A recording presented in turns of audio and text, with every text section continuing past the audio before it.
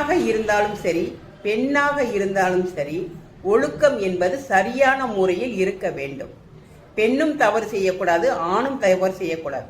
ஒருவனுக்கு ஒருத்தி என்பதுதான் பண்பாடு.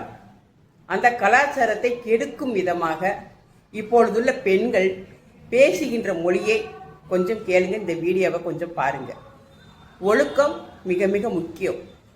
ஒழுக்கம் சரியாக இருந்தால் தான் பாவம் இல்லாத வாழ்க்கை.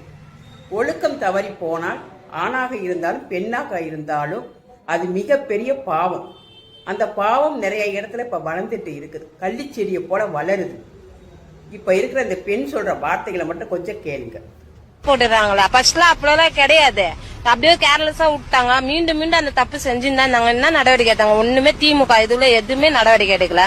இப்ப விஜய் வந்து குழந்தைங்க மேல கை வைக்கிறதுக்கே இப்ப பயப்படுறானுங்க. ஏன்னா உடனே தூக்குதான், தண்டனை எல்லாம் எதுவுமே கிடையாது. அந்த முடிவு ஃபர்ஸ்ட் அவரே எடுத்திருந்தாருன்னா நான் அவரே ஆட்சியில தான் இருந்திருப்பேன். வேற இது வேற நாட்டுல யாரும் தான் தப்பு பண்ணல, அவர் மட்டும் தான் தப்பு பண்றாரு. எல்லாருமே தான் யார் ஒருத்தனோட ஒருத்தி இருக்காங்க, எல்லாருமே எல்லாம் ரெண்டு ரெண்டு தான் வச்சுக்கிறாங்க.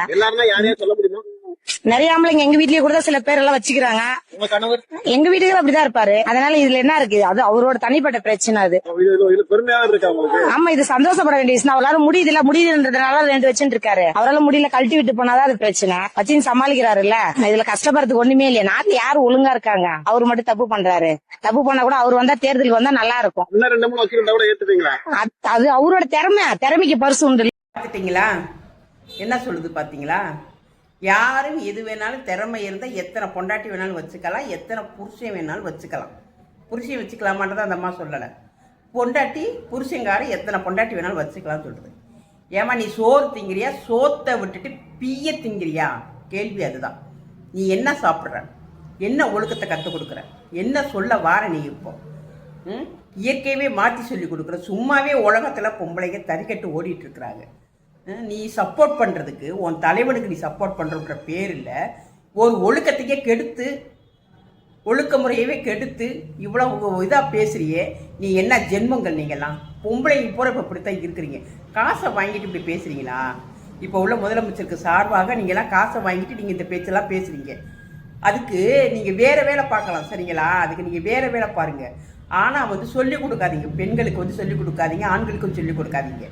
முறைப்படி வாழன்றதெல்லாம் கட்டாயமில்லை, இஷ்டம் போல் வாழணும்னு சொல்கிறதெல்லாம் வந்து இப்படி ஒரு கேவலமான ஒன்றை சொல்லி கொடுக்காதீங்க. நாட்டை கெடுக்காதீங்க, கலாச்சாரத்தை கெடுக்காதீங்க. ஏற்கனவே பொம்பளைங்க அவுத்து போட்டு ஆடுறதுல பொல்லாக வெறி பிடிச்சி போயிருக்காளுங்க. இதை நீ ஆம்பளைக்கு வேறு கற்றுக் கொடு, ஆம்பளைக்கு வேறு சொல்லிக் கொடு. நீ அதை தான் நான் சொல்கிறேன்.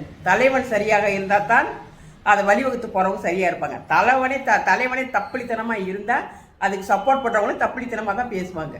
ரொம்ப அநாகரிகமாக நடந்துக்கிறீங்க, நாடு அழிஞ்சிரும். பார்த்துக்கிட்டே இருங்க. இன்னும் கொஞ்ச நாள் என்ன கொடுமையான நோய் வரப்போகுது, அதெல்லாம் சிக்கி சின்ன பண்ணாமல் ஆக போகிறீங்க. ஒழுக்கத்தை கடைப்பிடிங்க. ஒழுக்கம் இல்லை என்றால் அவ்வளோதான். மனிதனாக இருப்பதற்கு லாயக்கே இல்லை. ஒருவனுக்கு ஒருத்தி தான் பண்பாடு. இப்படி கேவலமான பதிவுகளை போடாதீங்க, தயவு செய்து போடாதீங்க. கலாச்சாரத்தை கெடுக்காதீங்க, தமிழ்நாட்டை கெடுக்காதீங்க, நல்லோர்களையும் கெடுக்காதீங்க.